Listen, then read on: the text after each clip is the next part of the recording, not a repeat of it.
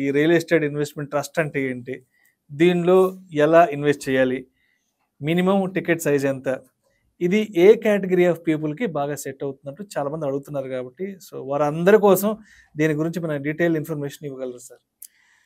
REITs వచ్చేసి చాలా అంటే సౌకర్యం అంటే మంచి ఇబ్బంది లేకుండా సింపుల్గా రియల్ ఎస్టేట్లో ఇన్వెస్ట్ చేయాలి అనుకుంటే రీట్స్ ఒక మంచి మార్గము.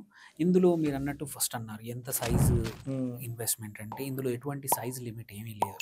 ఒక యూనిట్ రీట్ కూడా మనం మన డిమాట్ ద్వారా కొనుక్కోవచ్చు అనమాట. సో జనరల్గా ఏంటంటే రియల్ ఎస్టేట్ ఇన్వెస్ట్మెంట్ అంటే అందరికీ భయం ఏంటంటే అంత డబ్బులు నా దగ్గర ఎక్కడున్నాయి అనే క్వశ్చన్ ఉంటుంది. సో అంటే చిన్న టికెట్ అయినా పెద్ద టికెట్ అయినా ఎంట్రీ కావడానికి రీట్స్ ఆర్ ఈజీ అనమాట. సో ఈ రియల్ ఎస్టేట్ ఇన్వెస్ట్మెంట్ ఏవైతే ట్రస్ట్ ఉన్నాయో ఐటీ ఉన్నాయో ఇవి traded on the stock exchange. That is very important. Okay. So వీటి ప్రైస్ అప్స్ అండ్ డౌన్స్ అయ్యే అవకాశాలు ఉన్నాయి. సో ఫస్ట్ థింగ్ అది మనం ముందు తెలుసుకోవాలి. అండ్ ఇక్కడ మనము ఫిజికల్గా ఎటువంటి యాసెట్లు కొనట్లేదు.